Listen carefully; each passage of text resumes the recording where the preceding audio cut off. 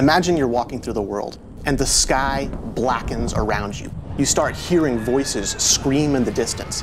That's when you know a zone-wide event's coming. You better get some friends, you better get some people you don't even know, and you better be prepared for this. One of the most exciting things about Rift is that in addition to all of the static content that people are used to from other games, there's new types of things to do no matter where you go. Whenever you talk about dynamic content, you're talking about individual events that happen throughout the world, but everybody's waiting for that one that ties the entire world together. You've seen rifts and you've seen small-scale invasions, but a zone-wide event literally takes over the entire zone. We're talking hundreds of players together.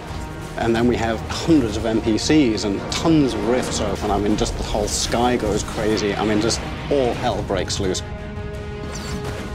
So it is very important for us to listen to our players, and we absolutely do. People said, we'd really love an open grouping system so we can get together in these raids a lot quicker. And that's exactly what we did. When you finally, you reach the biggest things in the game, you see a Colossi, you're not going to think this is a solo encounter, this isn't something I can do alone. You're going to want to run back down, you're going to want to grab everybody you can, you're all going to want to jump on that thing together.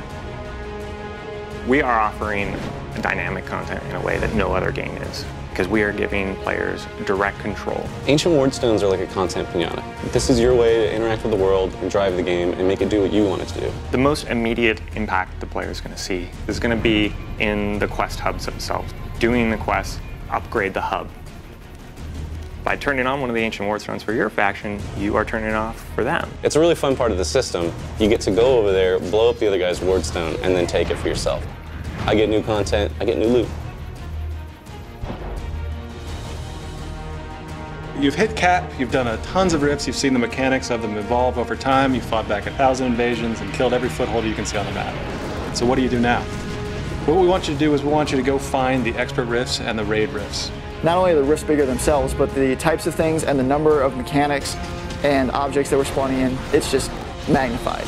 So while we require sort of an elite crew, we also want to make sure that anybody else shows up when they see these things in the world, can help out, can help the fight, can jump in and still get the contribution rewards they've been accustomed to getting.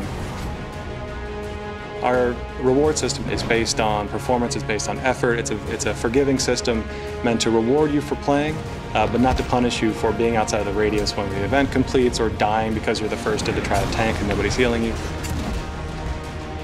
The best reward you get out of our dynamic content is the planar focus. And this is essentially an item which has this number of slots associated with it, and you're going to be able to get essences from doing planar content. They can power up abilities you already have or give you new abilities. We wanted to put that middle M back into MMO. We're making a AAA MMO here, and we're doing things that nobody else is doing. It's not the world playing itself, it's not interactions between various systems, it's you. So when you take all these new types of things to do, and you put them all together, that's when you know.